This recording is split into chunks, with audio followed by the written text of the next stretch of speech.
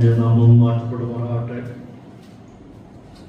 ദൈവസന്നിധിയിലായിരിക്കുന്ന എല്ലാ പ്രിയപ്പെട്ടവർക്കും വീണ്ടും വരുന്നവനായ കർത്താവും രക്ഷിതാവുമായ യേശുക്രിസ്തുവിന്റെ നാമത്തിലുള്ള വചനത്തെ ഈ സന്ധ്യാസമയത്ത് നിങ്ങളെ അറിയിക്കുന്നു. ഇന്നലെ വീണ്ടും നമുക്ക് ദൈവവചനം പഠിക്കുവാനായിട്ട് ഒരു അവസരം കൂടി കർത്താവ് തന്നു. അതിനെ ഓർത്ത് ദൈവത്തിന് സ്തോത്രം ചെയ്യുന്നു. ഇന്ന് രാത്രിയെ നമ്മുടെ പഠനത്തിനായിട്ട് ഞാൻ തിരഞ്ഞെടുത്തിരിക്കുന്നത് 1 പത്രോസ് 3-ാം അധ്യായം 8 മുതൽ 18 വരെയുള്ള വാക്യങ്ങളാണ്. 1 പത്രോസ് 3-ാം അധ്യായം 8 മുതൽ 18 വരെയുള്ള വാക്യങ്ങളാണ്. സമയം ലാഭിക്കാൻ വേണ്ടി ഞാൻ വായിക്കുന്നില്ല. മറിച്ച് നമുക്ക് ഓരോ വാക്യങ്ങളിലോട്ട് പോയി അതിൻ്റെ അന്ത്യമായിട്ടുള്ള അർത്ഥം നമുക്കിന്ന് പഠിക്കുവാൻ സഹായിക്കട്ടെ. കഴിഞ്ഞ ആഴ്ച നാം ചിന്തിച്ചത് പത്രോസ് അപ്പോസ്തലൻ അതിൻ്റെ 8-ാം അധ്യായത്തിൻ്റെ 13 മുതൽ 18 വരെയും 3-ാം അധ്യായത്തിൻ്റെ 1 മുതൽ 7 വരെയുള്ള ഭാഗങ്ങളിൽ കൂടി കടന്നു പോയിട്ട് ആ ഭാഗത്തു നിന്ന് പത്രോസ് അപ്പോസ്തലൻ സാമൂഹിക ഉത്തരവാദിത്തങ്ങളെ പറ്റി പറയുണ്ടായി. ഏകദേശം 10 സാമൂഹികമായിട്ടുള്ള ഉത്തരവാദിത്തങ്ങൾ അവിടെ പറയുന്നുണ്ട്. നാം ചിന്തിക്കുന്നുണ്ടായി. 1, സകല മനുഷ്യരും മാനുഷിക നിയമങ്ങൾക്ക് കീഴടങ്ങിയിരിക്കണം. ശ്രേഷ്ഠ അധികാരികൾക്ക് കീഴ്പ്പെട്ടിരിക്കണം. അഥവാ ശ്രേഷ്ഠ അധികാരിയായിരിക്കുന്ന രാജാവിനെ കീഴ്പ്പെട്ടിരിക്കണം. 3-ാമതായിട്ട് നാടുവാഴികൾക്ക് ഗവർണേഴ്സിന് എല്ലാവരും കീഴ്പ്പെട്ടിരിക്കേണ്ട ആവശ്യമായിരിക്കുന്നു. എല്ലാ മനുഷ്യരെയും ഒരുപോലെ സ്നേഹിക്കണമെന്ന് അവിടെ പത്രോസ് ഓർപ്പിക്കുന്നു. കൂടാതെ സഹോദരവർഗത്തെ സഹോദരങ്ങളെ സ്നേഹിക്കേണ്ടത് ആവശ്യമായിരിക്കുന്നു. ദൈവത്തെ സകല മനുഷ്യരും ഭയപ്പെടേണ്ടത് ആവശ്യമാണ്. അപ്പോൾ തന്നെ നിങ്ങളെ ഭരിക്കുന്ന രാജാവിനെ നിങ്ങൾ ബഹുമാനിക്കാൻ കടപ്പെട്ടവരാണ്. ഒരു വ്യവസ്ഥയായിരുന്ന സിസ്റ്റം നമുക്കറിയാം. ഈ കാലഘട്ടങ്ങളിൽ 10 വർഷത്തെ കാലഘട്ടങ്ങളിൽ അടിമത്തം നിലവിലിരുന്നു. അതുകൊണ്ട് ദാസന്മാര് യജമാനന്മാരെ ഭയപ്പെടേണ്ട, അവരെ കീഴ്പ്പെട്ടിരിക്കേണ്ട ആവശ്യമാണ് എന്ന് പറഞ്ഞു. അതിനുശേഷമായിട്ട് 3-ാം അധ്യായത്തിന്റെ 1 മുതൽ 7 ഭാഗത്ത് നാം ചിന്തയ്ക്കുണ്ടായി. ഭാര്യന്മാർ ഭർത്താക്കന്മാർക്ക് കീഴ്പ്പെട്ടിരിക്കണം. 10-ാമതായിട്ട് ഭർത്താക്കന്മാർ ഭാര്യമാരെ സ്നേഹിക്കണം, അവരെ ആദരിക്കണം, ബഹുമാനിക്കണം പറയും. ഇങ്ങനെ 10 സാമൂഹിക ഉത്തരവാദിത്തങ്ങളെ പറ്റി നാം മുൻഭാഗങ്ങളിൽ ചിന്തിക്കുണ്ടായി. ഇവിടെ വരുമ്പോൾ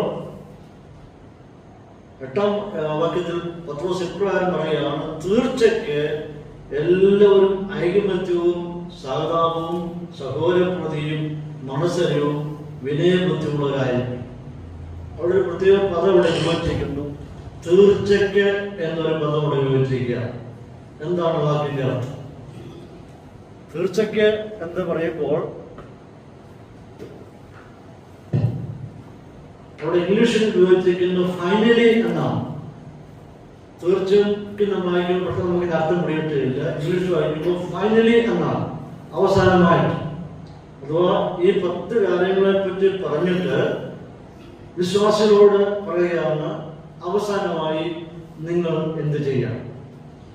അവിടെ ഈ പറഞ്ഞ വേദഭാഗങ്ങളിൽ പഴയ, അതായത് 2-ാം അധ്യായത്തിലും 3-ാം അധ്യായത്തിലുമായിട്ട് പ്രത്യേകിച്ച് ഏകദേശം 4 ഗ്രൂപ്പിനെ പറ്റി അവിടെ പത്രോസ് ഗ്രൂപ്പിന്റെ പേരെടുത്ത് പറയുന്നു.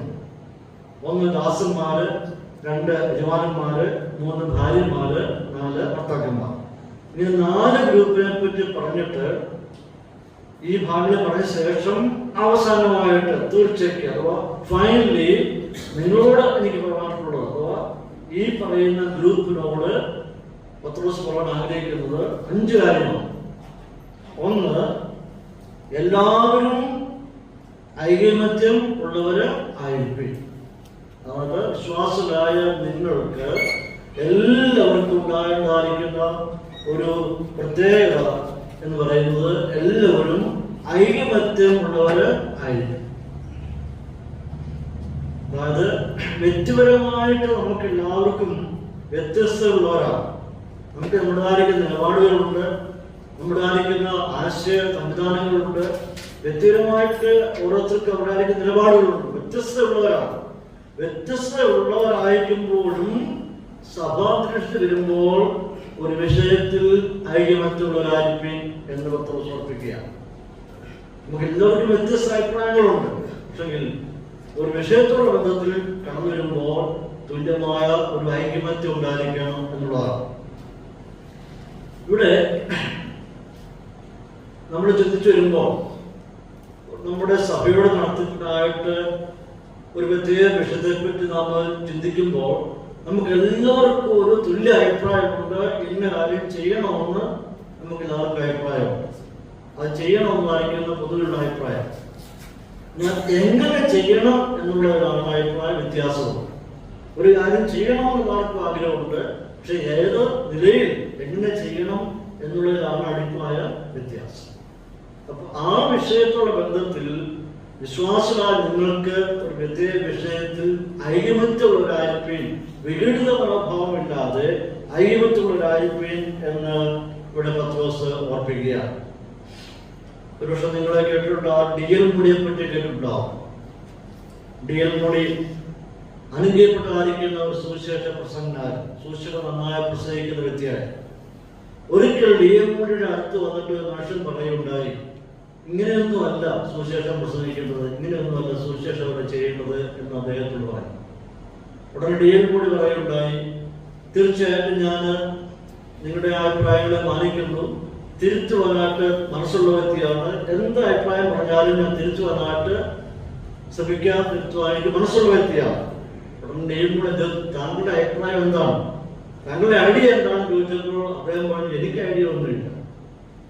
ഉടനെ കൂടി പറഞ്ഞ ഐഡിയ ഒന്നും ഉണ്ടായിരുന്നോ, എന്റെ ഐഡിയ അനുസരിച്ച് ഞാൻ സുവിശേഷം ചെയ്യും.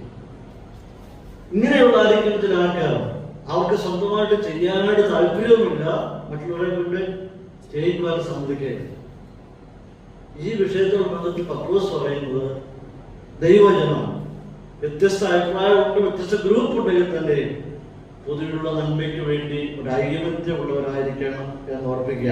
അപ്പൊ നമ്മൾ ഏത് കാര്യങ്ങൾ ചെയ്താലും അത് എന്തിനാ പ്രയോജനമായി തീരണം, അത് പൊതു നന്മയ്ക്ക് അത് പ്രയോജനം ആയി തീരണം.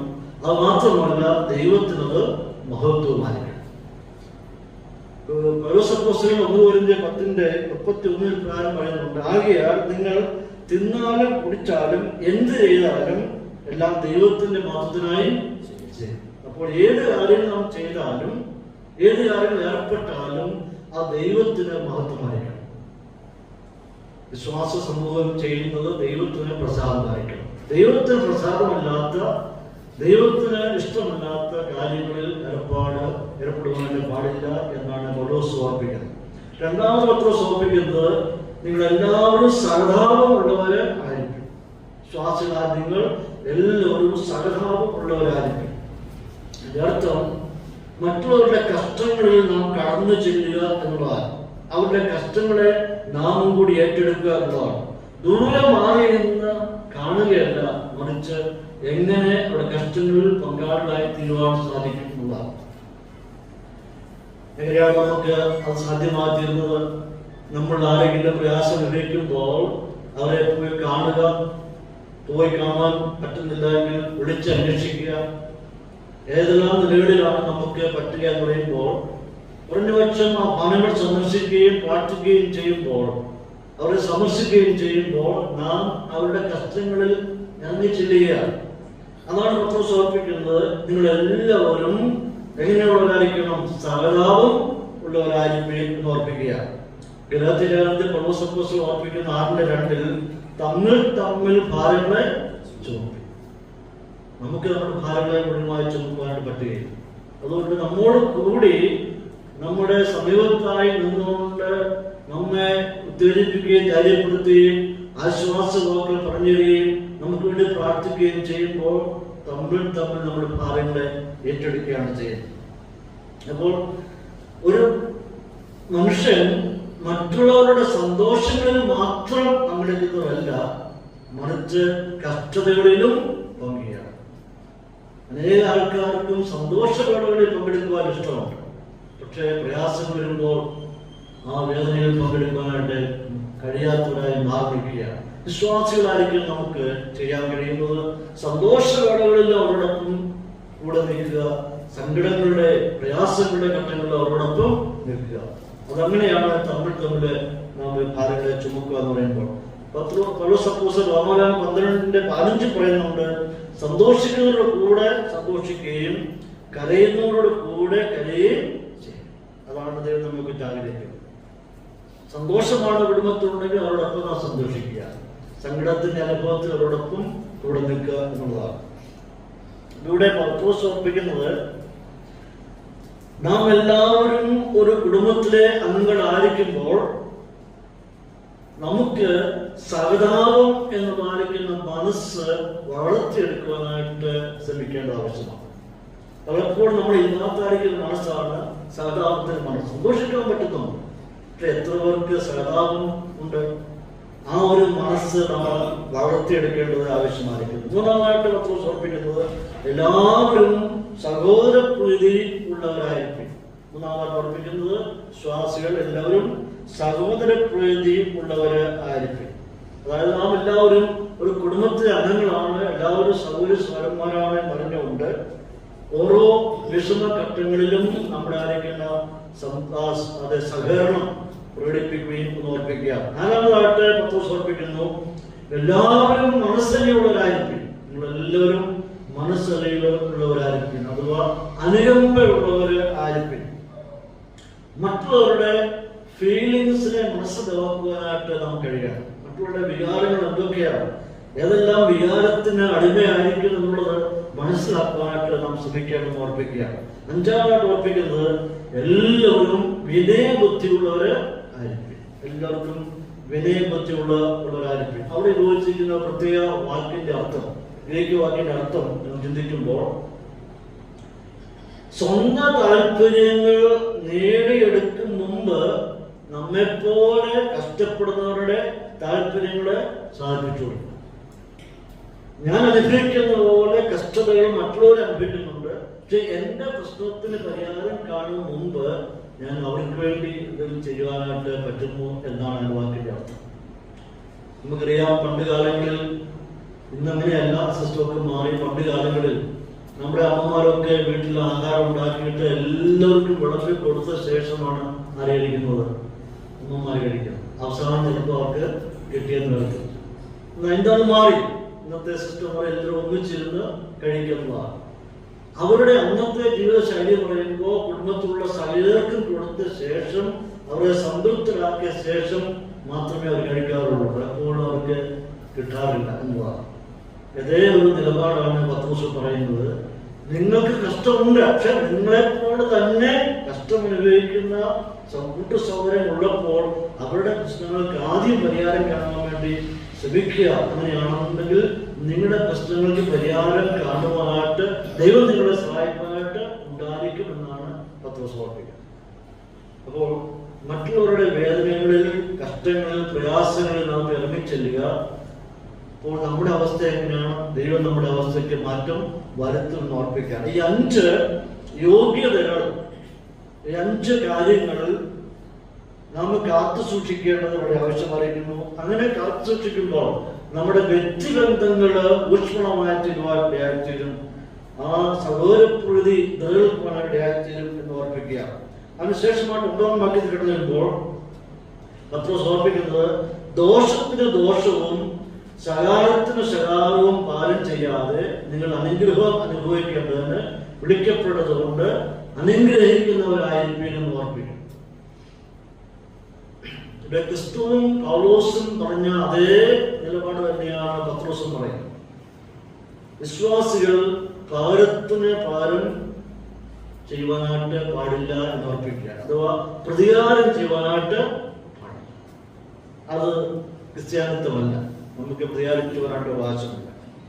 ഇതിനെപ്പറ്റി പൗലോസ് അപ്പോസ്തലൻ വ്യക്തമായിട്ട് പല ഭാഗങ്ങളിൽ പറയുന്നുണ്ട്. റോമാലേഖനം 12-17-18 വാക്യങ്ങളിൽ പൗലോസ് പറയുന്നു, ആർക്കും തിന്മയ്ക്ക് പകരം തിന്മ ചെയ്യാതെ സകല മനുഷ്യരുടെയും മുമ്പിൽ യോഗ്യമായത് മുൻകരുതി കഴിയുമെങ്കിൽ നിങ്ങളാൽ ആവോളം സകല മനുഷ്യരോടും സമാധാനമായിരിക്കും എന്ന് പൗലോസ് ഓർപ്പിക്കുക. തിന്മയ്ക്ക് പകരം തിന്മ ചെയ്യരുത്. 1 കൊരിന്ത്യർ 4:12 പൗലോസ് പറയുന്നു, സ്വന്തം കൈയാൽ വേല ചെയ്ത് അധ്വാനിക്കുന്നു, ശകാരം കേട്ടിട്ട് ആസ്വദിക്കുന്നു, ആശീർവദിക്കുന്നു, ഉപദ്രവം ഏറ്റിട്ട് സഹിക്കുന്നു, ദൂഷണം കേട്ട് നല്ല വാക്ക് പറയും. ഇതെല്ലാം പൗലോസ് അഭിമുഖീകരിച്ച വിഷയങ്ങളാണ്. 1 തെസ്സലോനിക്കർ 5:15 പൗലോസ് പറയുന്നു, ആരും തിന്മയ്ക്ക് പകരം തിന്മ ചെയ്യാതിരിക്കാൻ നോക്കുകയും തമ്മിൽ എല്ലാവരോടും എപ്പോഴും നന്മ ചെയ്തുകൊണ്ടിരിക്കും. ഇതാണ് പൗലോസിന്റെ വീക്ഷണം എന്ന് പറയുന്നത്. ഇതാണ് ക്രൈസ്തവ ധാർമ്മികത എന്ന് പറയുന്നത്. പാപത്തിന് പകരം ചെയ്യുവാൻ നമുക്ക് അവകാശമില്ല, പ്രതികാരത്തിന് പകരം നമുക്ക് അവകാശമില്ല എന്ന് വളരെ വ്യക്തമായിട്ട് കർത്താവ് പഠിപ്പിക്കുന്നു. അഥവാ യേശു ക്രിസ്തു പഠിപ്പിച്ചെന്താണ്? ഞാനോ നിങ്ങളോട് പറയുന്നത്, ദുഷ്ടനോട് എതിർക്കരുത്, നിന്റെ വലത്തെ ചേട്ടത്തെ അടിക്കുന്നവന് മറ്റേതും തിരിച്ച് കാണിക്കുകയും എന്ന് കർത്താവ് പറയുക. അത് പ്രതികാരത്തിന്റെ അല്ല, മറിച്ച് സമാധാനത്തോടെ കാര്യങ്ങളെ വീക്ഷിക്കണം എന്ന് ഒരു കർത്താവ് ഓർപ്പിക്കുക. അപ്പോൾ ക്രിസ്തീയ ധാർമ്മികത എന്ന് പറയുന്നത് പ്രതികാരം ചെയ്യുവാൻ നമുക്ക് അവകാശമില്ല, പാലം ചെയ്യാൻ നമുക്ക് അവകാശമില്ല എന്നുള്ളതാണ്. ഒരു ദൈവഭക്തനായിട്ടുള്ള നല്ലൊരു കമന്റേറ്റർ, വാരൻ വെസ്ബി എന്ന് പറയുന്ന കമന്റേറ്റർ, അദ്ദേഹം പ്രകാരം പറയുണ്ടായി, ക്രിസ്ത്യാനികൾക്ക് അഥവാ മനുഷ്യർക്ക് 3 ലെവലിൽ ജീവിക്കാൻ പറ്റും. 3 ലെവലിൽ ജീവിക്കാൻ പറ്റും. ഒന്നാമത്തെ ലെവൽ പറയുമ്പോൾ നമുക്ക് തിന്മയ്ക്ക് പകരം തിന്മ മടക്കി കൊടുക്കാം. നന്മയ്ക്ക് പകരം എന്ത് മടക്കി കൊടുക്കാം? തിന്മ കൊടുക്കാം. ഒരാൾ നന്മ ചെയ്തു, പകരം നമുക്ക് അവരോട് തിന്മ ചെയ്യാനായിട്ട് പറ്റുന്നു. അത് സാത്താന്യ നിലപാടാണ്. രണ്ടാമത് പറയുന്നു, നമുക്ക് നന്മയ്ക്ക് നന്മയും തിന്മയ്ക്ക് തിന്മയും മടക്കി കൊടുക്കാം. ഇത് മാനുഷിക നിലവാരത്തിൽപ്പെട്ടതാണ്. അതായത് എനിക്കൊരാൾ നന്മ ചെയ്താൽ ഞാനും തിരിച്ചെന്ത് ചെയ്യും? നന്മ ചെയ്യും. ഒരാൾ തിന്മയാണ് എനിക്ക് ചെയ്യുന്നത്, തിരിച്ച് ഞാനും തിന്മ ചെയ്യും. അത് മാനുഷികമായിട്ടുള്ള കണക്കൂട്ടലാണ്, മനുഷ്യ നിലവാരത്തിൽപ്പെട്ടതാണ്. എന്നാൽ മൂന്നാമത് അദ്ദേഹം പറയുന്നത്, നമുക്ക് തിന്മയ്ക്ക് പകരം നന്മ ചെയ്യാം. അത് ദൈവിക നിലവാരം. ഒരാൾ തിന്മ ചെയ്തു, നമുക്ക് എന്ത് ചെയ്യണം? തിരിച്ച് നന്മ ചെയ്യണം. അപ്പൊ ഏത് നിലവാരത്തിൽ ജീവിക്കുവാനാണ് നാം ആഗ്രഹിക്കുന്നത്? നമ്മുടെ നിലവാരം എങ്ങനെയാണ്? ഈ 3 നിലകളിൽ മനുഷ്യർ ജീവിക്കാൻ പറ്റും. പക്ഷെ ഈ പത്രോസ് ഓർമ്മിക്കുന്നത്, ദോഷത്തിന് ദോഷം, ശകാരത്തിന് ശകാരവും പകരം ചെയ്യാതെ നിങ്ങൾ അനുഗ്രഹം അനുഭവിക്കേണ്ടതിന് വിളിക്കപ്പെട്ടത് കൊണ്ട് അനുഗ്രഹിക്കുന്നവരായിരിക്കുമെന്ന് പറയുക. അപ്പൊ പത്രോസ് ഓർമ്മിക്കുന്നത്, പ്രതികാരം ചെയ്യാതെ, കാരം വീട്ടാതെ എന്ത് ചെയ്യണം? നിങ്ങൾക്ക് അനുഗ്രഹം ഉണ്ടാവാനായിട്ട് നിങ്ങൾ എന്ത് ചെയ്യണം? മറ്റുള്ളവരെ അനുഗ്രഹിക്കണം എന്നുള്ളത്. നാം ദൈവത്താലുള്ള അനുഗ്രഹം പ്രാപിക്കണമെങ്കിൽ അതിനുവേണ്ടി വിളിക്കപ്പെട്ടത് കൊണ്ട് മറ്റുള്ളവരെ അനുഗ്രഹിക്കുന്നവരായിരിക്കും എന്ന് ഓർപ്പിക്കുക. കഴിഞ്ഞ ഒരാഴ്ചയ്ക്കും നിങ്ങളെല്ലാവരും ഫേസ്ബുക്കിലും വാട്സപ്പിലും ഒക്കെ കണ്ട വൈറലായ ഒരു സംഭവം നടന്നു. നമ്മുടെ നാട്ടില് ഒരു മെഗാ ചർച്ചിൽ അവിടുത്തെ ഒരു വിശ്വാസി അവിടെ പരസ്യമായിട്ട് പറഞ്ഞതിന്റെ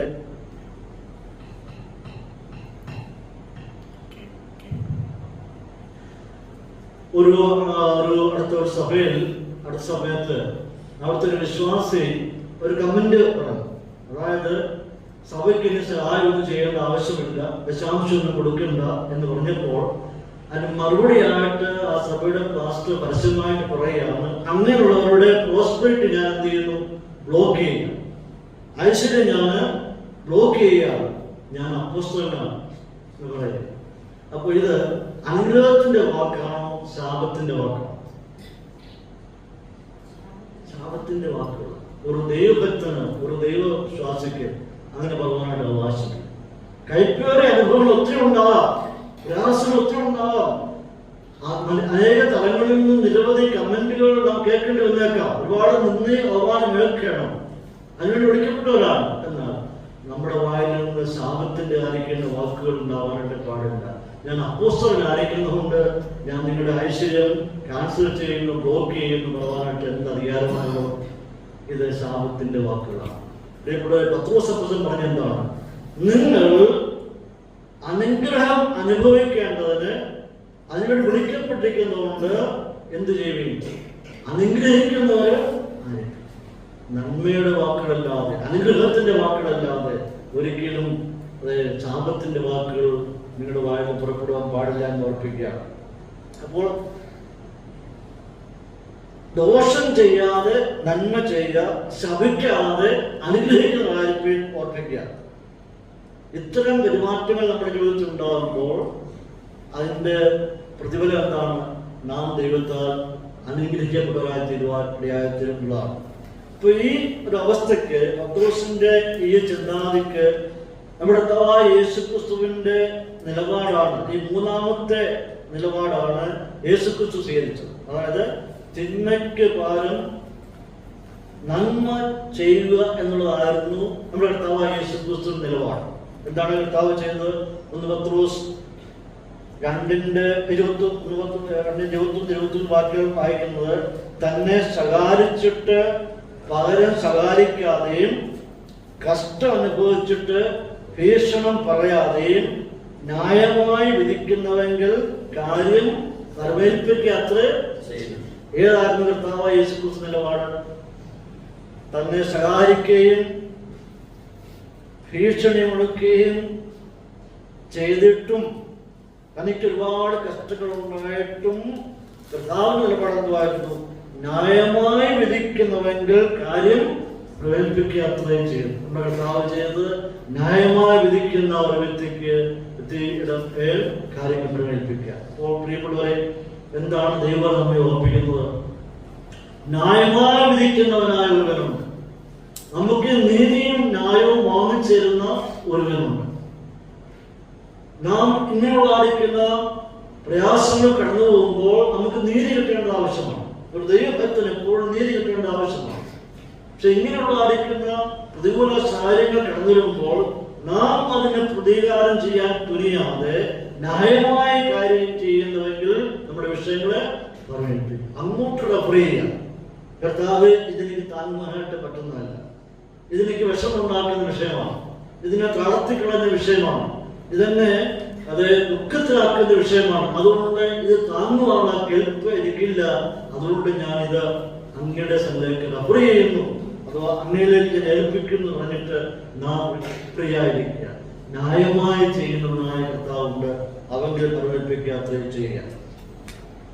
അപ്പോൾ നമ്മുടെ കുടുംബ ജീവിതത്തിലും നമ്മുടെ സാമൂഹ്യ ജീവിതത്തിലും ഈ ഒരു തത്വം നമുക്ക് പാലിക്കാൻ കഴിയണം. അതായത് തിന്മയ്ക്ക് പകരം തിന്മ ചെയ്യുവാനായിട്ട് പാടില്ല. ഈ തത്വം നാം പാലിക്കുവാൻ കടപ്പെട്ടവരാണ്. നാം എല്ലാവരും ഒരു പുതിയ ജീവിത നിലവാരത്തിന് വേണ്ടി വിളിക്കപ്പെട്ടവരാണ്. നമ്മുടെ നിലവാരം എന്ന് പറയുന്നത് പുതിയ ജീവിത നിലവാരമാണ്. ആ പുതിയ ജീവിത നിലവാരത്തിന് അനുസൃതമായിട്ട് വേണം നമ്മുടെ ജീവിതത്തെ നമ്മൾ ചിട്ടപ്പെടുത്തി കൊണ്ടുപോകാനായിട്ട്. പഴയ മനുഷ്യരോട് നാം ഇവിടെ പറഞ്ഞിരിക്കുക. പഴയ അനുഷ്ഠാനങ്ങളും ആചാരങ്ങളും ജീവിത തത്വങ്ങളൊക്കെ ഇവിടെ പറഞ്ഞു. ഒരു പുതിയ ജീവിത ശൈലിയെ നാം സ്വീകരിച്ചു. ആ പുതിയ ജീവിത ശൈലിയെ സ്വീകരിക്കുമ്പോൾ ആ നിലവാരത്തിനനുസരിച്ച് നാം മുമ്പോട്ട് പോകേണ്ടത് ആവശ്യമാണ്. രണ്ട് രീതിയിൽ മനുഷ്യൻ ജീവിക്കാൻ പറ്റും. ഒന്ന്, തിന്മയ്ക്ക് പകരം തിന്മ ചെയ്യുക. രണ്ട്, നന്മയ്ക്ക് പകരം നന്മ ചെയ്യുക. എന്ത് തിരഞ്ഞെടുക്കും എന്നുള്ളതാണ്. തിന്മയ്ക്ക് പകരം തിന്മ ചെയ്യുകയാണെങ്കിൽ നാം സമൂഹത്തിൽ ഒറ്റപ്പെട്ടവരായിത്തീരും. നമ്മുടെ കൂടെ നിൽക്കുവാൻ ആരും ഉണ്ടാവുകയില്ല. എന്നാൽ തിന്മയ്ക്ക് പകരം നന്മ ചെയ്യുന്നുവെങ്കിൽ, നാം തിന്മയുടെ അനുഭവത്തിൽ കടന്നു പോകുമ്പോൾ തിന്മയ്ക്ക് പകരം നാം നന്മ ചെയ്യുന്നുവെങ്കിൽ നാം ദൈവത്താൽ അനുഗ്രഹിക്കപ്പെട്ടവരായിത്തീരും. ഇപ്പൊ ഏത് നിലവാരത്തിൽ ജീവിക്കണം എന്നുള്ളത് നാം തീരുമാനിക്കണം. മറ്റുള്ളവരെ അവഗണിക്കപ്പെട്ടവരായി തീരുന്നുവെങ്കിൽ അത് വലിയ സങ്കടകരമായ അനുഭവമാണ്. എന്നാൽ പ്രിയപ്പെട്ടവരെ, ദൈവത്താൽ നാം മാനിക്കപ്പെട്ടവരായി തീരണമെന്നുണ്ടെങ്കിൽ തിന്മയ്ക്ക് പാരം ചെയ്യണം, നന്മ ചെയ്യുക എന്നുള്ളതാണ്. 10-12 വാക്യങ്ങൾ കടന്നു വരുമ്പോൾ ഈ ഭാഗത്ത് നാം വായിക്കുന്ന, ജീവനെ ആഗ്രഹിക്കുകയും സുഖകാലം കാണുവാൻ ഇച്ഛിക്കുകയും ചെയ്യുന്നവ ദോഷം ചെയ്യാത്ത നാവിനെയും വ്യാജം പറയാത്ത അതിരത്തെയും അടക്കിക്കൊള്ളട്ടെ. അവൻ ദോഷം വിട്ട് അവന് ഗുണം ചെയ്യുകയും സമാധാനം അന്വേഷിച്ച് പിന്തുടരുകയും ചെയ്യട്ടെ. കർത്താവിന്റെ കണ്ണ് നീതിമാന്മാരുടെ മേലും അവന്റെ ചെവി അവിടെ പ്രാർത്ഥനയ്ക്ക് തുറന്നിരിക്കുന്നു. എന്നാൽ കർത്താവിന്റെ മുഖം ദുഷ്പ്രവർത്തിക്കാർക്ക് പ്രതികൂലമായിരിക്കുന്നു. ഈ ഭാഗം 10-12 ഭാഗം സങ്കീർത്തനം 34 12 മുതൽ 16 ഭാഗത്തിൽ നിന്നും പത്രോസ് ഉദ്ധരിക്കുകയാണ്. പത്രോസ് അവിടെ എടുക്കുകയാണ്. എന്നിട്ട് പത്രോസ് നിർദ്ദേശിക്കുന്നത് എന്തുകൊണ്ടാണ് പത്രോസ് ഈ സങ്കീർത്തനത്തിൽ നിന്നും ഇവിടെ ഉദ്ധരിക്കുവാൻ ഇടയായിട്ടുള്ള കാരണം വിശ്വാസികളുടെ ജീവിതം സന്തുഷ്ടമാക്കുവാനും ഒരു നല്ല നാളുകൾ അവർക്ക് ലഭിക്കുവാനും അനുഗ്രഹങ്ങൾ പ്രാപിക്കുവാനും ഒരു ശുഭകാലം ഉണ്ടാകുവാനും പത്രോസ് ഈ ഭാഗത്തൊന്നും ഈ ദൈവത്തിനോട് വിശ്വസിക്കുക. എന്നിട്ട് പറയാണ്, ദോഷത്തിനും വ്യാജം പറയാനും നിങ്ങൾ നിങ്ങളുടെ നാവിനെ ഉപയോഗിക്കുക. ദോഷം പറയുവാനും വ്യാജം പറയുവാനും ഒരു കാരണവശാലും നിങ്ങളുടെ നാവിനെ നിങ്ങൾ ഉപയോഗിക്കാൻ പാടില്ല. യാക്കോബിന്റെ വിഷയം തന്നെയാണ്, നാവിനെ നിങ്ങൾ സൂക്ഷിക്കണം. പത്രോസ് പറയുന്നത് നിങ്ങളുടെ നാവിനെ നിങ്ങൾ സൂക്ഷിക്കേണ്ട ആവശ്യമാണ്. അഥവാ പറഞ്ഞു വരുമ്പോൾ നിങ്ങൾ എല്ലായ്പ്പോഴും സമാധാനം കാത്തു സൂക്ഷിക്കുന്നവരായിരിക്കും എന്ന് ഓർപ്പിക്കുക.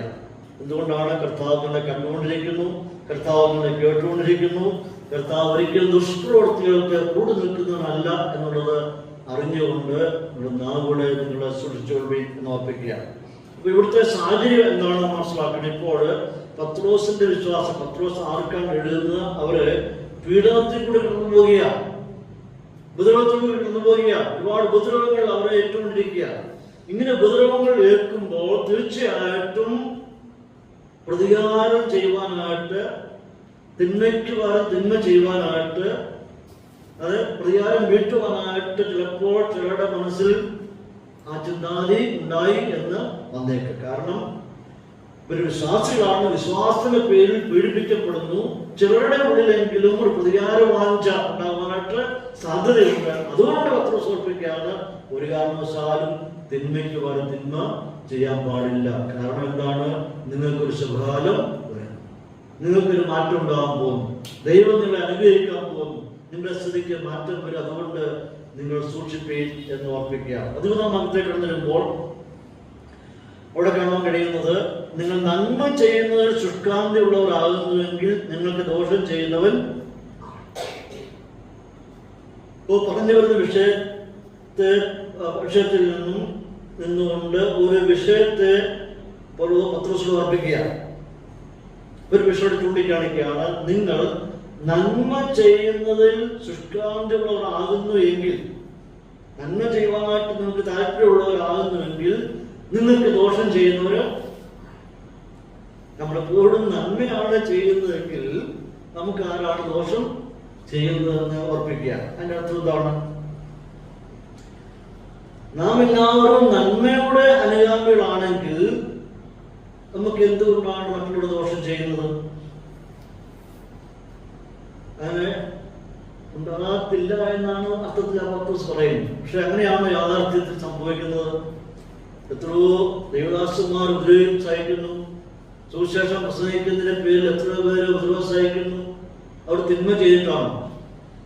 അവർ നന്മയുടെ സുവിശേഷമല്ലേ പ്രസംഗിച്ചത്, രാജ്യത്തിന്റെ സുവിശേഷമല്ലേ പ്രസംഗിച്ചത്, നീതിയുടെ വഴിയിൽ അല്ലേ കാണിച്ചു കൊടുത്തത്. അങ്ങനെ ചെയ്തിട്ട് പിന്നെന്തുകൊണ്ടാണ് തിന്മയുടെ അനുഭവം ഉണ്ടായത്?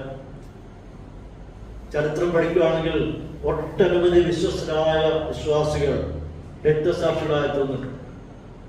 അനേക ദേവദാസന്മാരും വിശ്വാസികൾക്കും സുവിശേഷത്തിനും ദോഷം സംഭവിച്ചിട്ടുണ്ട്. പത്രോസ് ഓർപ്പിക്കുന്നത്, നിങ്ങൾ നന്മ ചെയ്യുന്നതിൽ ശുഷ്കാന്തിയുള്ളവരാകുന്നു എങ്കിൽ നിങ്ങൾക്ക് ദോഷം ചെയ്യുന്നവന് എന്താണ് അതിന്റെ അർത്ഥം? അതിന് രണ്ട് വിധത്തിൽ നമുക്ക് വിശദീകരിച്ച് ചിന്തിക്കാൻ പറ്റും. ഒന്ന്, നാം പ്രതികരിക്കാത്തവരും പകരം ചെയ്യാത്തവരും സമാധാനം ഇഷ്ടപ്പെടുന്നവരും ആണ് എന്നറിയുമ്പോൾ സാധാരണഗതിയിൽ മറ്റുള്ളവർ നമ്മളെ ആക്രമിക്കേണ്ട ആവശ്യം ഉണ്ടോ? നാം സമാധാനപ്രിയരാണ്, ആർക്കും ഉപദ്രവം ചെയ്യാത്തവരായിരിക്കുമ്പോൾ സാധാരണഗതിയിൽ നമ്മെ ആക്രമിക്കേണ്ട ആവശ്യം. പക്ഷെ നമ്മളെ ഉപദ്രവിക്കുന്നു, നമ്മുടെ സഹോദരങ്ങൾ കഷ്ടം അനുഭവിക്കുന്നു. എന്താണ്? അവര് സുവിശേഷം പ്രസംഗിച്ചതിന്റെ പേരിൽ, ദൈവമക്കളായി ജീവിച്ചതിന്റെ പേരിൽ അവര് ഉപദ്രവം ഏൽക്കേണ്ടതായിട്ട് വരും. എന്നാൽ നാം സമൂഹത്തിൽ ദോഷം ചെയ്യുന്നവരല്ലാത്തത് കൊണ്ട്, തിരിച്ചറിയുന്നതുകൊണ്ട് അവർ തന്നെ ആക്രമിക്കേണ്ട ആവശ്യമില്ല. പക്ഷെ വിശ്വാസത്തിന്റെ പേരിൽ നാം ആക്രമിക്കപ്പെടും. അതൊരു വിഷയം. രണ്ട്, അതിൻ്റെ രണ്ടാമത്തെ വശം ചിന്തിക്കുമ്പോൾ, ശത്രുക്കൾക്ക് നമ്മുടെ ശരീരത്തിന് മാത്രമേ എന്ത് ചെയ്യാൻ പറ്റുകയുള്ളൂ? ദോഷം ചെയ്യാനായിട്ട് പറ്റുകയുള്ളൂ. നമ്മുടെ ശരീരത്തെ അവർ ദണ്ഡിപ്പിക്കാം, ശരീരത്തെ ആക്രമിക്കാം, എന്നാൽ നമ്മുടെ ആത്മാവിനെ അവർക്കൊന്നും ചെയ്യാനായിട്ട് പറ്റില്ല. നമ്മൾ വസിക്കുന്ന ദൈവത്തിന്റെ ആത്മാവിനോട് ഒന്നും ചെയ്യാനായിട്ട് പറ്റുകയില്ല. ശരീരത്തെ ആക്രമിച്ചൊന്നേക്കാം, മാനസികമായി നമ്മൾ ലഭിച്ചു തന്നേക്കാം, പക്ഷെ നമ്മുടെ ആത്മാവിനെ ഒന്നും ചെയ്യാനായിട്ട് പറ്റുകയില്ല. കർത്താവ് പഠിപ്പിച്ചത് എപ്രകാരമാണ്? മത്തായി സുവിശേഷം 10:28 വായിക്കുന്ന പ്രകാരം നമ്മുടെ കർത്താവ് പറഞ്ഞത്, ദേഹിയെ കൊല്ലുവാൻ കഴിയാതെ ദേഹത്തെ കൊല്ലുന്നവരെ ഭയപ്പെടേണ്ട. ദേഹിയെ കൊല്ലുവാൻ കഴിയാതെ ദേഹത്തെ കൊല്ലുന്നവരെ നാം ഭയപ്പെടേണ്ട. ദേഹിയെയും ദേഹത്തെയും നരകത്തിൽ നശിപ്പിക്കാൻ കഴിയുന്നവനെ തന്നെ ഭയപ്പെടും. ആരെയാണ് ഭയപ്പെടേണ്ടത്? നമ്മളെ ഉപദ്രവിക്കുന്നവരെയല്ല നാം ഭയപ്പെടേണ്ടത്. ദേഹിയെയും ദേഹത്തെയും നരകത്തിൽ തള്ളുവാനായിട്ട് പ്രാപ്തനായവനെയാണ് നമ്മൾ ഭയപ്പെടുന്നത്. അതായത് ഇപ്പൊ കർത്താവിനെയാണ് നമ്മൾ ഭയപ്പെടുന്നത്. അതായത് നമുക്ക് ഉപദ്രവം വെക്കുമ്പോൾ ശരീരത്തിനാണ് നമ്മൾ ഉപദ്രവം സഹിക്കുന്നത്, മനസ്സിനാണ് പ്രശ്നം ഉണ്ടാകുന്നത്. നമ്മുടെ ഉള്ളിൽ വസിക്കുന്ന ആത്മാവിനെ ഒന്നിച്ചുവരാനായിട്ട് പറ്റുകയില്ല എന്ന് കർത്താവ് ഓർപ്പിക്കുകയാണ്. 1-ാം വാക്യം കടന്നു വരുമ്പോൾ അടുത്ത വാക്യം, നീതി നിമിത്തം കഷ്ടം സഹിക്കേണ്ടി വന്നാലും നിങ്ങൾ ഭാഗ്യവാന്മാർ. അഥവാ അങ്ങനെ നീതിമാന്മാരായി ജീവിച്ചത് ഫലമായിട്ട് നീതി നിമിത്തം കഷ്ടം അനുഭവിക്കേണ്ടി വന്നാലും നിങ്ങൾ ഭാഗ്യവാന്മാർ. അവരുടെ ഭീഷണത്തിങ്കിൽ ഭയപ്പെടുകയും കുടുങ്ങുകയും വരുന്നത്. എന്നാൽ ക്രിസ്തുവിനെ നിങ്ങളുടെ ഹൃദയങ്ങളിൽ കർത്താവായി ക്രിസ്തീകരിപ്പീൻ എന്ന് ഓർപ്പിക്കുകയാണ്. ഇവിടെ പറഞ്ഞിരുന്നത് കർത്താവ് ഒരിക്കൽ പറയുണ്ടായിരുന്ന സുവിശേഷം 5:10 വായിക്കുന്നുണ്ട്, നീതി നിമിത്തം ഉപദ്രവിക്കപ്പെടുന്നവർ ഭാഗ്യവാന്മാർ, സ്വർഗരാജ്യം അവർക്കുള്ളൂ. അപ്പോൾ നീതി സംബന്ധമായിട്ട് നാം ഉപദ്രവം സഹിക്കുന്നുവെങ്കിൽ കർത്താവ് പറയുന്നത് നിങ്ങൾ ഭാഗ്യവാന്മാരാണ്, കാരണം നിങ്ങൾ സ്വർഗത്തിന്റെ അവകാശികളാണ്. എന്നാൽ ഇവിടുത്തെ വിഷയം ക്രിസ്തുവിനോടുള്ള വിശ്വാസത്തിന്റെ പേരിൽ ഉപദ്രവം സഹിക്കേണ്ടി വന്നാൽ അവർ ഭാഗ്യവാന്മാർ. പത്രോസ് അതിന് പറയാം. അതായത് ക്രിസ്തുവിനെ അർപ്പിച്ചിരിക്കുന്ന വിശ്വാസത്തിന്റെ പേരിൽ പീഡനങ്ങൾ ഉപദ്രവങ്ങൾ സഹിക്കേണ്ടി വന്നാൽ അവരെ ഓർപ്പിക്കുകയാണ് നിങ്ങൾ ഭാഗ്യവാന്മാർ. കാരണം ഇപ്പോൾ പത്രോസ് എഴുതുമ്പോൾ ഈ വിശ്വാസത്തിൽ എല്ലാവരും പീഡനം കൂടി കടന്നുപോവുകയാണ്. അതുകൊണ്ട് നീതി നിമിത്തമാണ്, അതായത് ക്രിസ്തുവിനുള്ള വിശ്വാസത്തിന്റെ പേരിൽ അല്പം കൂടെ വ്യക്തമായി പറഞ്ഞാൽ നിങ്ങൾ നീതിയുടെ പേരിലാണ് കഷ്ടം സഹിക്കേണ്ടി വരും. അതുകൊണ്ട് അവിടെ പറയാം നിങ്ങൾ ഭാഗ്യവാന്മാർ എന്ന് ഓർപ്പിക്കുകയാണ്. അപ്പോൾ കർത്താവിന്റെ പേരിൽ ആയതുകൊണ്ട് നിങ്ങൾ അനുഗ്രഹിക്കപ്പെട്ടവർ എന്ന് ഇവിടെ പത്രോസ് ഓർപ്പിക്കുക. ഈ കടന്നു പോകുന്ന അനുഭവങ്ങൾ ആരുടെ പേരിലാണ്? കർത്താവിന്റെ നാമത്തിലാണ് ഇതൊക്കെ സഹിക്കുന്നത്. അതുകൊണ്ട് പത്രോസ് ഓർപ്പിക്കുകയാണ് നിങ്ങൾ ഭാഗ്യവാന്മാർ. അപ്പോൾ ഭക്തിയെ മുറിവ് പിടിക്കുന്നതിൽ, ക്രിസ്തുവിനെ ഉയർത്തുന്നതിൽ ഭയപ്പെടരുത് എന്ന് പത്രോസ് വിശ്വാസം ഓർപ്പിക്കുകയാണ്. ഒരു കാരണവശാലും അതിനെ ഓർത്ത് നിങ്ങൾ ഭയപ്പെടരുത് എന്ന് ഓർപ്പിക്കുകയാണ്.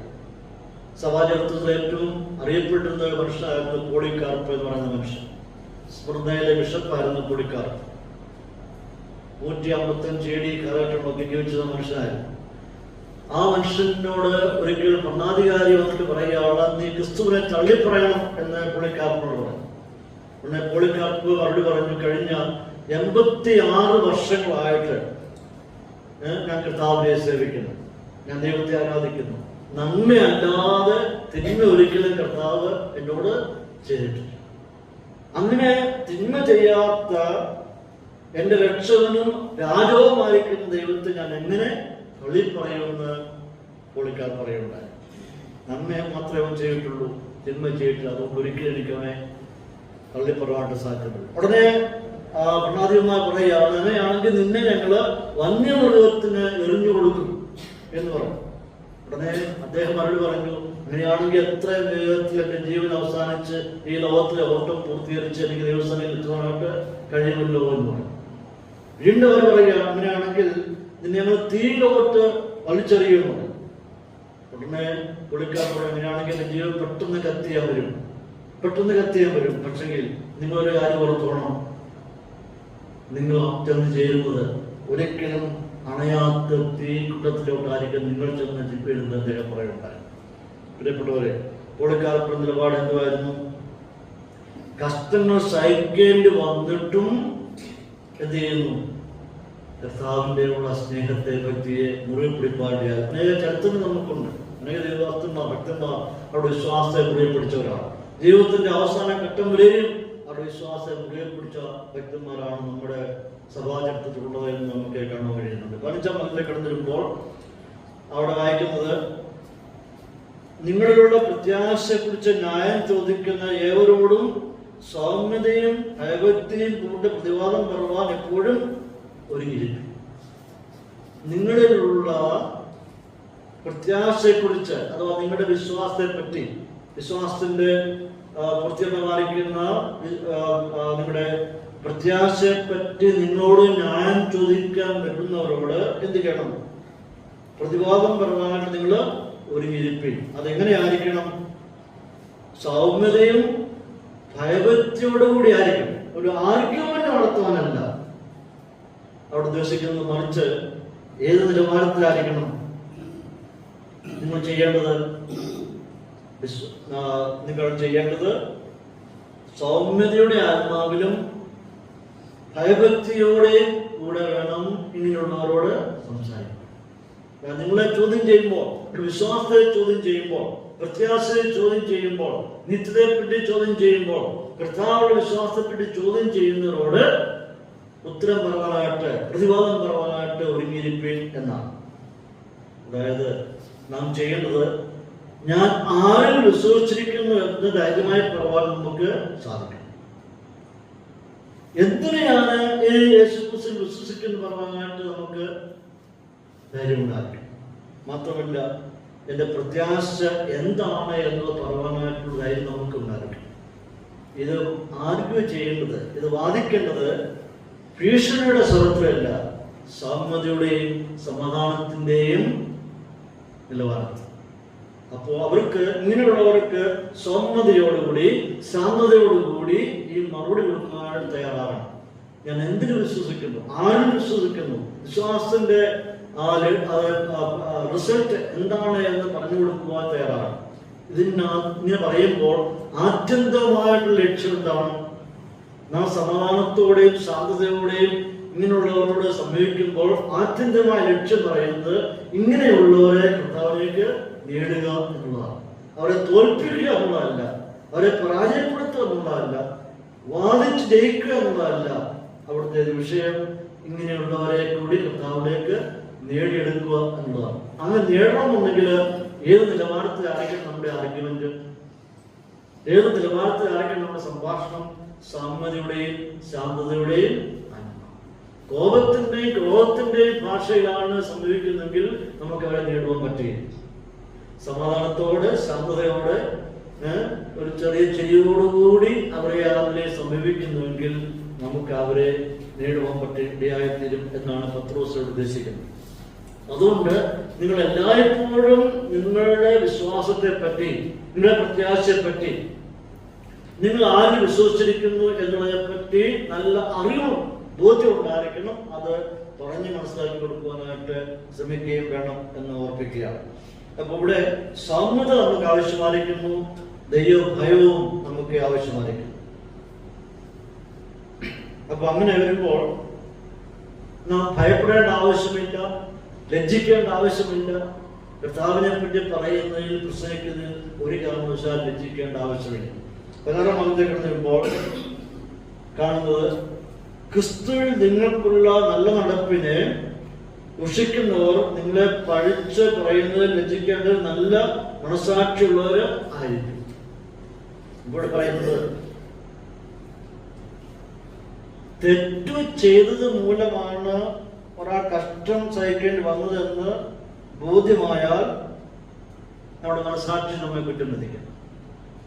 അതായത് ഞാൻ തെറ്റ് ചെയ്ത ഫലമായിട്ട് ഞാൻ ശിക്ഷ അനുഭവിക്കുന്നുവെങ്കിൽ അവിടെ മനസാക്ഷി നമ്മെ കുറ്റം വിധിക്കും. കാരണം നീ തെറ്റ് ചെയ്തതിന്റെ ഫലമായിട്ടാണ് നീ ശിക്ഷ അനുഭവിക്കുന്നത്. എന്നാൽ നല്ലത് ചെയ്തിട്ട് ഞാൻ കഷ്ടം അനുഭവിക്കേണ്ടി വരുന്നു. എന്ന് ബോധ്യമാകുമെങ്കിൽ, ഞാൻ നല്ലതേ ചെയ്തിട്ടുള്ളൂ, തിന്മ ചെയ്തിട്ടില്ല എന്ന് നമുക്ക് ബോധ്യമുണ്ടെങ്കിൽ നമ്മുടെ മനസ്സാക്ഷി നമ്മളെ കുറ്റം വിധിക്കത്തില്ല. രണ്ട് കാര്യങ്ങൾ ശ്രദ്ധിക്കണം. നാം തിന്മ ചെയ്തതിന്റെ ഫലമായിട്ട് കഷ്ടം സഹിക്കേണ്ടി വരുന്നുവെങ്കിൽ നമ്മുടെ മനസ്സാക്ഷി നമ്മോട് എന്ത് ചെയ്യുന്നു? കുറ്റം വിധിക്കും. നീ തെറ്റ് ചെയ്തു എന്നുള്ള മനസ്സാക്ഷി നമ്മെ കുറ്റം വിധിക്കും. എന്നാൽ നാം നന്മ ചെയ്തിട്ടും കഷ്ടം സഹിക്കേണ്ടി വരുമ്പോൾ അപ്പോഴും മനസ്സാക്ഷി പറയുന്നു എന്താണ്? മനസ്സാക്ഷി നമ്മെ ഒരിക്കലും കുറ്റം വിധിക്കുന്നു. അപ്പോൾ നമ്മുടെ മനസ്സാക്ഷി നമ്മെ കുറ്റം വിധിക്കാത്ത രീതിയിൽ നമ്മുടെ ആത്മനിലവാരത്തെ നമ്മൾ കെട്ടിപ്പടുക്കണം, ഓർപ്പിക്കുക.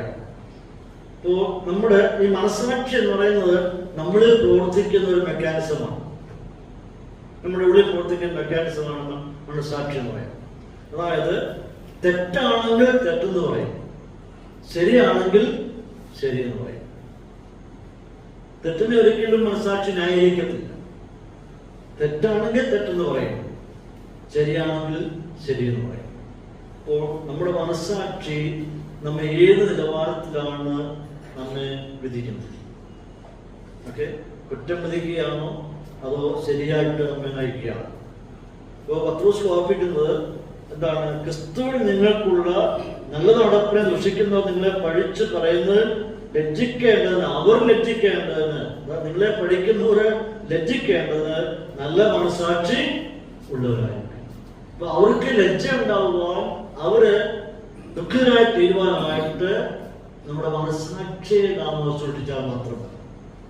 അവിടെ മനസ്സാക്ഷി നമ്മെ കുറ്റം വിധിക്കുന്നില്ല എങ്കിൽ അവരെ കുറ്റം വിധിക്കും. അവർക്ക് അതിന്റെ ദൈവിക ഇടപെടലുണ്ടാകും. അപ്പൊ നമ്മുടെ മനസ്സാക്ഷി എപ്പോഴും ക്ലീൻ ആയിരിക്കണം എന്ന് ഉറപ്പിക്കുക. അപ്പൊ ഇവിടെ കടന്നു വരുമ്പോൾ നമ്മുടെ മനസ്സാക്ഷി നമ്മെ കുറ്റം വിധിക്കാൻ ഇടവരുത്താതെ നമ്മെ തന്നെ സൂക്ഷിക്കുന്നവർ ആയിരിക്കണം ഓർപ്പിക്കുക. ഒരു കാരണവശാലും ഒരു ഘട്ടത്തിലും നമ്മളിൽ ഉള്ള മനസ്സാക്ഷി നമ്മെ കുറ്റം വിധിക്കുവാനായിട്ട് ഇടയാണ്. ഈ മനസ്സാക്ഷി പിടിച്ചു നിൽക്കുമ്പോൾ എന്താണ് മനസ്സാക്ഷി എന്ന് നമുക്ക് അറിയാം. എന്നാൽ മനസ്സാക്ഷിയെ പറ്റി ഒരു മനുഷ്യൻ പറഞ്ഞ പ്രകാരമാണ്, മനസ്സാക്ഷി എന്ന് പറയുന്നത് ഒരു വീടിന്റെ ഗ്ലാസ് ഇട്ട ജനലിന് തുല്യമാണ്.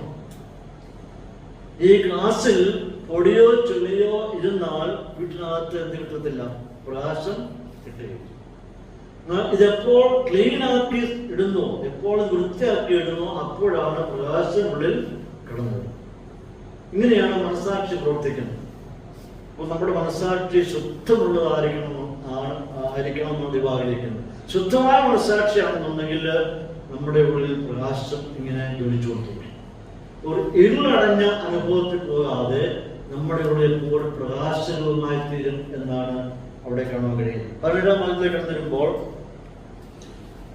നിങ്ങൾ കഷ്ടം സഹിക്കണമെന്ന് ദൈവമെങ്കിൽ തിന്മ ചെയ്തിട്ടല്ല നന്മ ചെയ്തിട്ട് സഹിക്കുന്നത് ഏറ്റവും.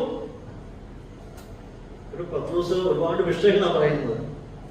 നിങ്ങൾ കഷ്ടം സഹിക്കണമെന്ന് ദൈവമെങ്കിൽ നിങ്ങൾ തിന്മ ചെയ്തിട്ടല്ല മറിച്ച് ചെയ്തിട്ടാണ്, നന്മ ചെയ്തിട്ടാണ് കഷ്ടം സഹിക്കുന്നത്. പല വിശ്വാസികളുടെയും ജീവിത അനുഭവം വ്യത്യസ്തമാണ്. നമ്മുടെ പ്രിയപ്പെട്ടവരെയും വ്യത്യസ്തമായ ജീവിത അനുഭവങ്ങൾ കടന്നു പോകുന്നവരാണ്. നല്ല ശതമാനം വിശ്വാസ സമൂഹവും കഷ്ടങ്ങളിലൂടെ കടന്നു വന്നിട്ടുള്ളവരാണ്, കഷ്ടങ്ങൾ കടന്നു പോയിക്കൊണ്ടിരിക്കുന്നവരാണ്. ഇതിന് പലപ്പോഴും നമുക്ക് ഉത്തരം കിട്ടാറുണ്ട്. പലപ്പോഴും നാം ചോദിക്കാറുണ്ട്, കർത്താവ് എന്തുകൊണ്ടാണ് ഇങ്ങനെയുള്ള അനുഭവം കടന്നു വരുന്നത്? ഈ ചോദ്യങ്ങൾക്ക് ഉത്തരം നമുക്ക് കിട്ടുകയില്ല. നല്ല നല്ല ദൈവമക്കൾ എത്രയോ ഭക്തന്മാരാണ് കഷ്ടതകൾക്ക് കടന്നു പോവുകയാണ്. അവർ തിന്മ ചെയ്തുകൊണ്ടല്ല ആയിരിക്കണമെന്നില്ല കഷ്ടതകൾ സഹിക്കും. അവർ തിന്മ ചെയ്തിട്ടായിരിക്കില്ല.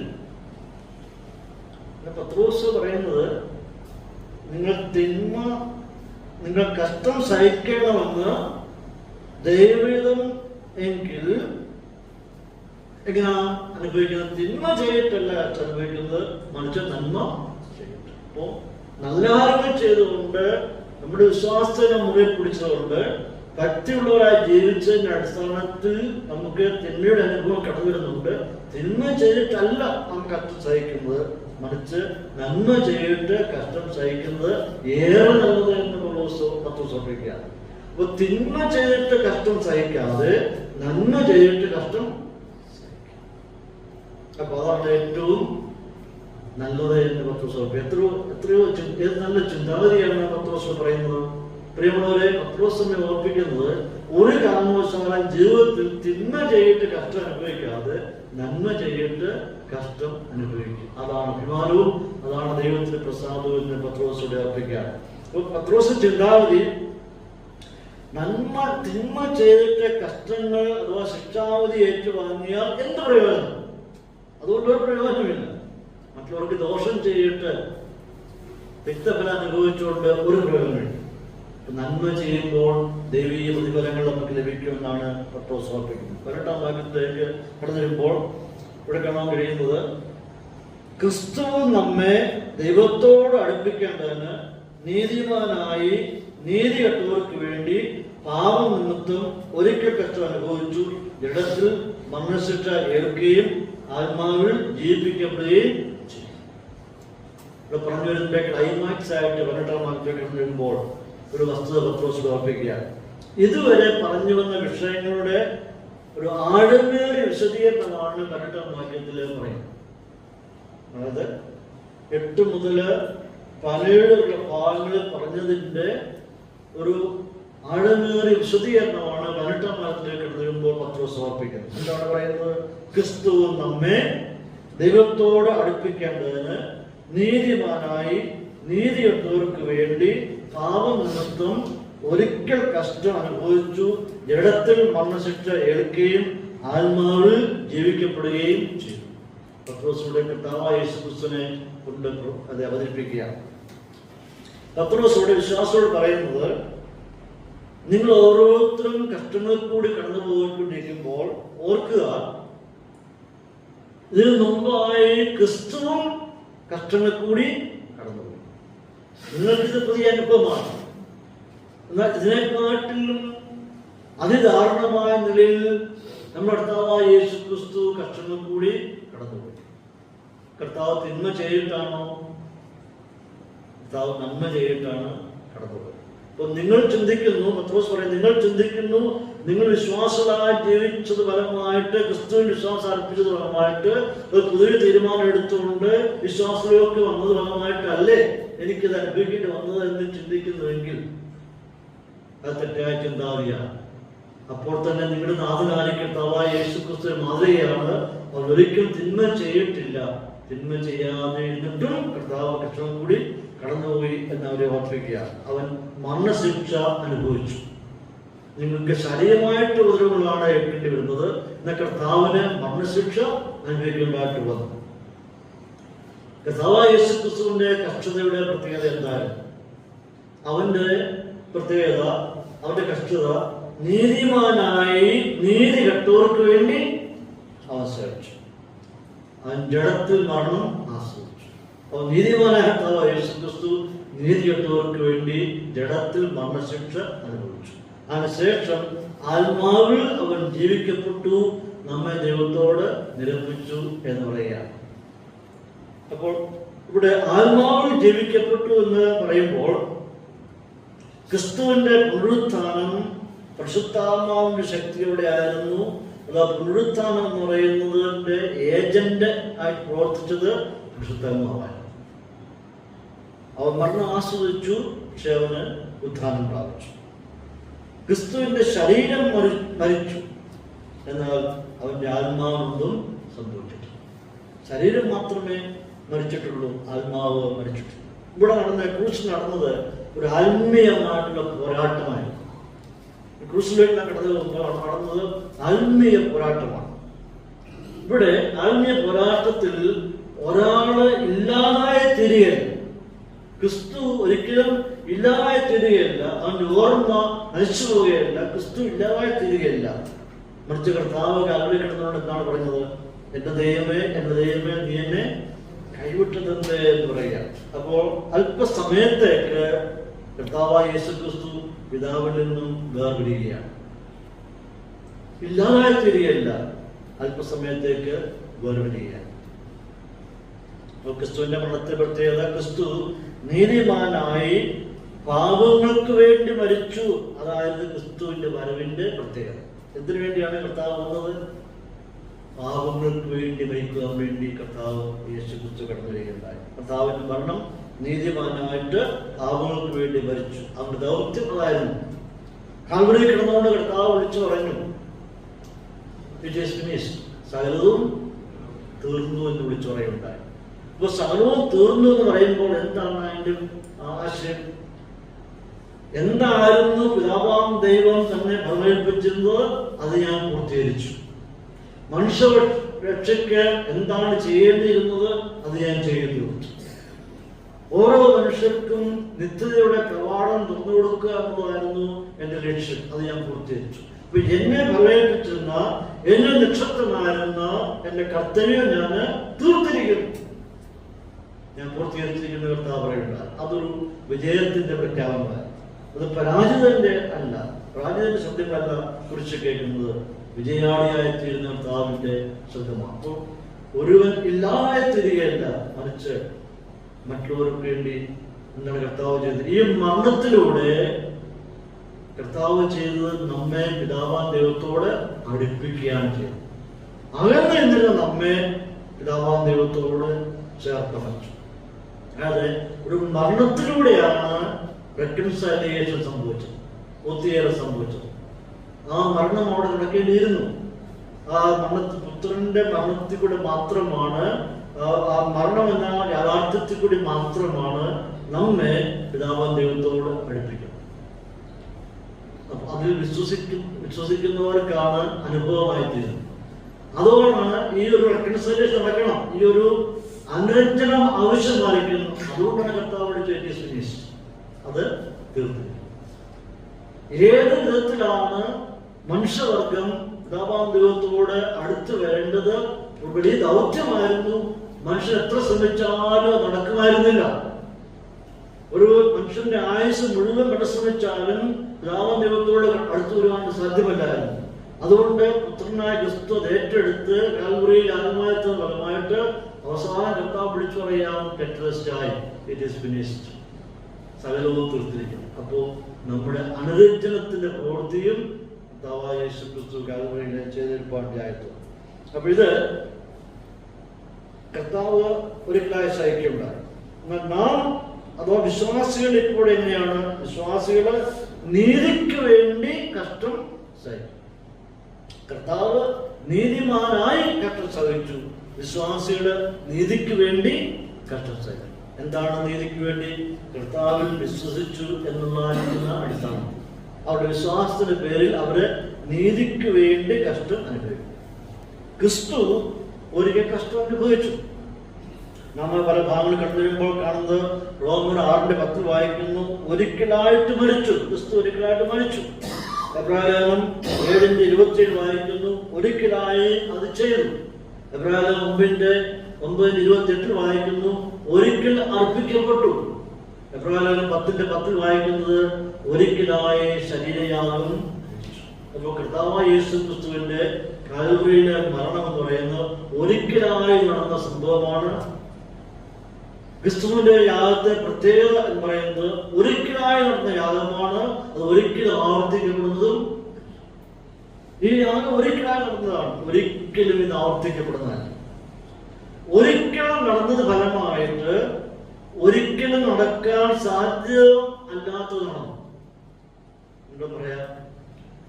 ഒരിക്കലായി കാൽവരിയിൽ നടന്നത് ഫലമായിട്ട് ഒരിക്കലും നടക്കാൻ സാധ്യമല്ലാത്ത കാര്യം. അതെന്താണ്?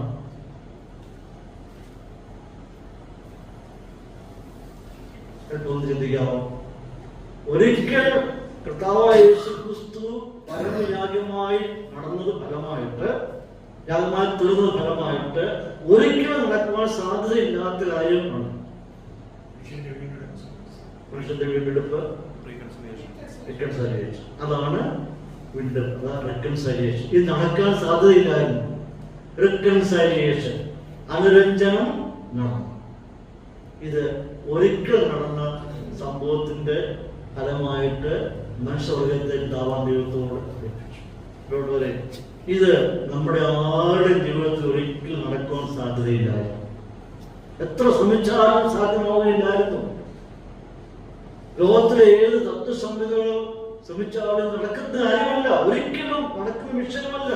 മനുഷ്യന്റെ ബുദ്ധിയിൽ ചിന്തിച്ച ഒരിക്കലും നടക്കുകയില്ല.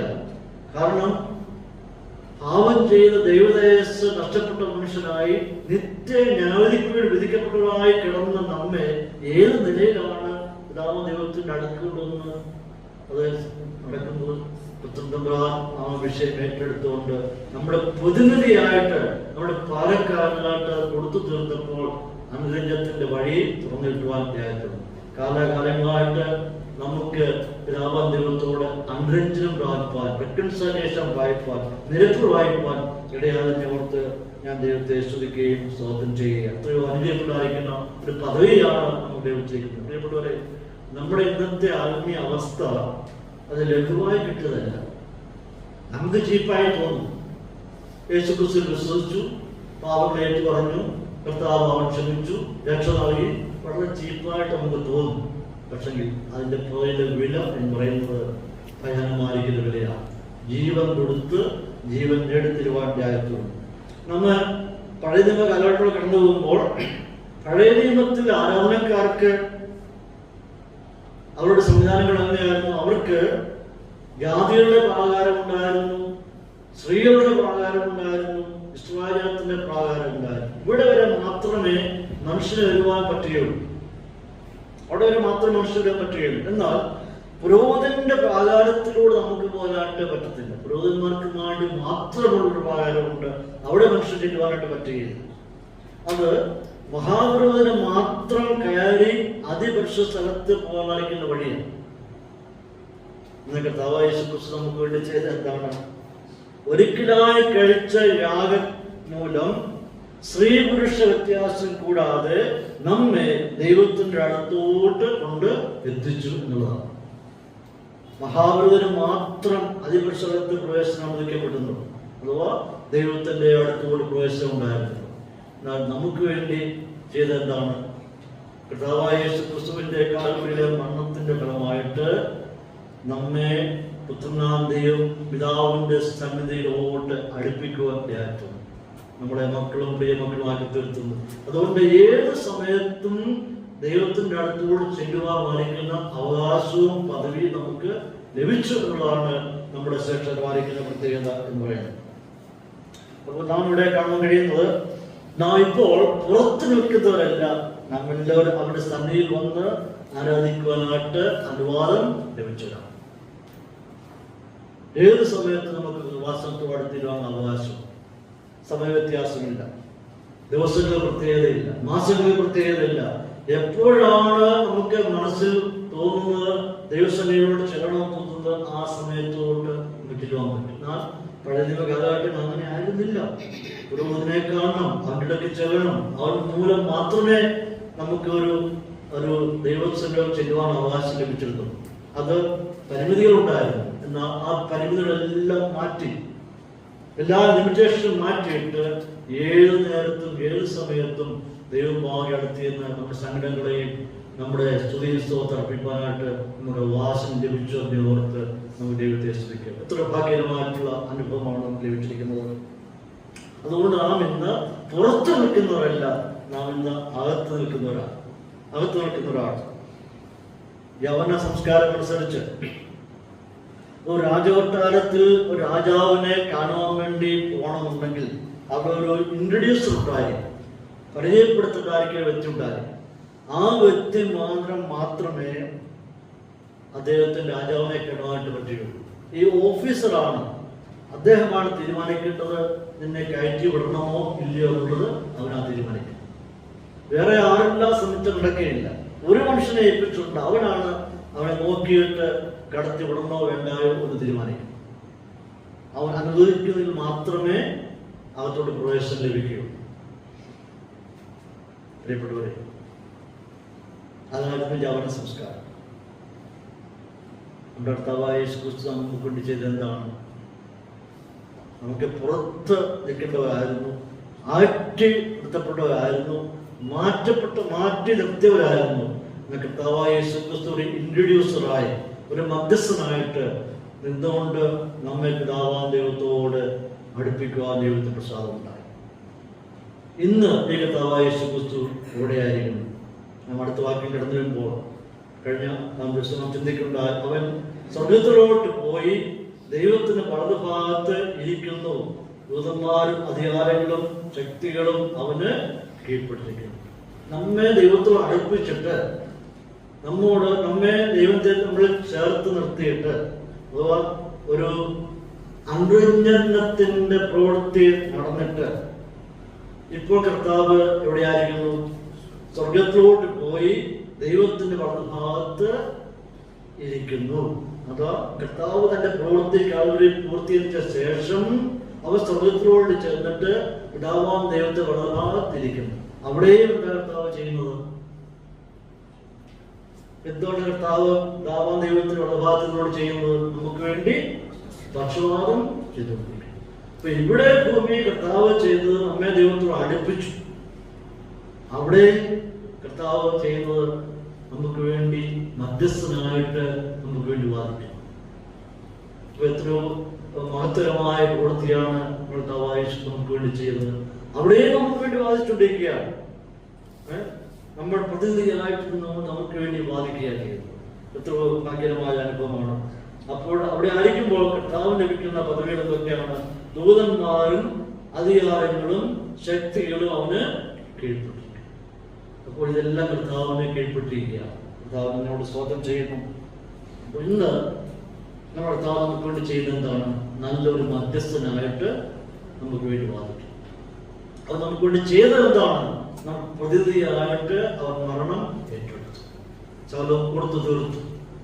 ഇപ്പോൾ നമുക്ക് വേണ്ടി മധ്യസ്ഥനായിട്ട് പിതാവാം ദൈവത്തിനുള്ള ഭാഗത്ത് വാണരുടുന്ന കർത്താവിനെ ഓർത്ത് നമുക്ക് ദൈവത്തിന് സ്തോത്രം ചെയ്യാം. ഞാൻ രണ്ട് വാക്കുകൾ അവസാനിപ്പിക്കുകയാണ്.